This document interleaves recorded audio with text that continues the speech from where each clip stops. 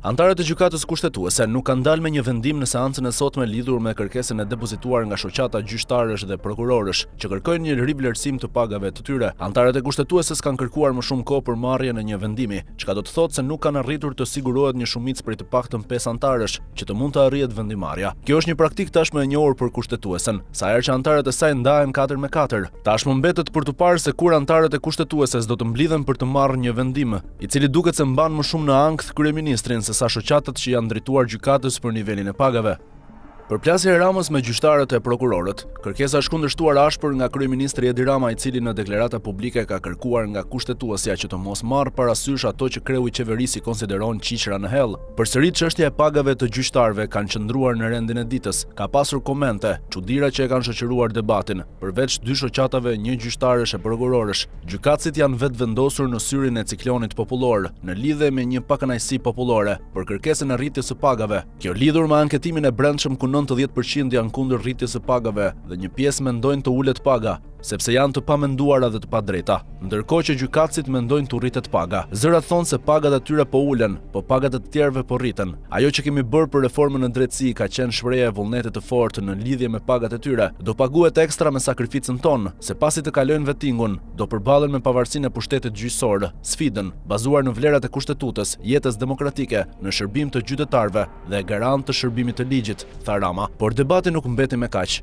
pasi ishin ankimuesit në kushtetuese që u përgjigjen kryeministrit. Shoqata e prokurorëve të Republikës së Shqipërisë në kuadër të zhvillimeve të fundit dhe debatit publik rreth gjykimit kushtetues mbi pagat e magjistratëve në përmbushje të misionit të veprimtarisë së saj, e konsideron të domosdoshme të shprehë një qëndrim zyrtar në funksion të mbrojtjes së parimeve të shtetit të së drejtës dhe pavarësisë së sistemit të drejtësisë. Shoqata e prokurorëve të Republikës së Shqipërisë bashkohet qëndrimeve publike dhe kërkimeve të argumentuara tashmë në mënyrë shtëruese nga shoqatat e gjyqtarëve përpara gjykatës kushtetuese. Theksojmë se çdo ndryshim ligjor që pas sjell regres në standardet e njohura më parë dhe ulje të pagave të magjistratëve përbën cënim të garancive kushtetuese. Shoqata e prokurorëve të Republikës së Shqipërisë shpreh besimin e saj të plotë në gjykatën kushtetuese si autoriteti i vetëm legjitim për të dhënë fjalën përfundimtare në këtë proces, si dhe mbështet çdo përpjekje institucionale dhe civile që synon forcimin e rendit kushtetues, pavarësinë e sistemit të drejtësisë dhe mbrojtjen e standardeve demokratike në vend, thuhet në reagimin e prokurorëve. Ndërkohë shoqata e gjyqtarëve në një reagim akuzon Ramën për tymnaj populiste.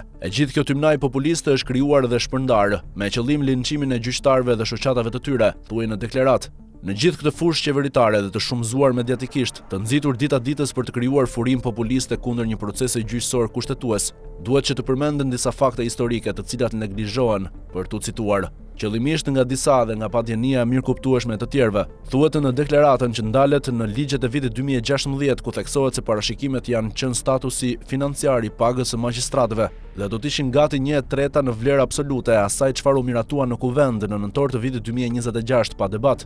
Përmes këtij reagimi kërkojmë që të përcjellim publikisht se të gjitha iniciativat civile dhe kushtetuese të shoqatave të gjyqtarëve nuk kanë si qëllim rritjen e pagës, një term ky i zgjedhur qëllimisht i gënjeshtërt dhe spekulant, vetëm e vetëm për t'u kundërvënë procesit gjyqësor kushtetues populizmin, si armë pa fuqisë juridike dhe fuqisë së përbaltjes. Thuaj mëtej në deklaratë, shoqata kombëtare e gjyqtarëve akuzon qeverinë se e ka prerë në bes dhe se iniciativa tregon sipas tyre se është qeveria që kërkon të çbëjë nenin 138 të kushtetutës dhe të procesin gjyqësor kushtetues në gjyq popullor, thuhet në reagimin e shoqatës së gjyqtarëve.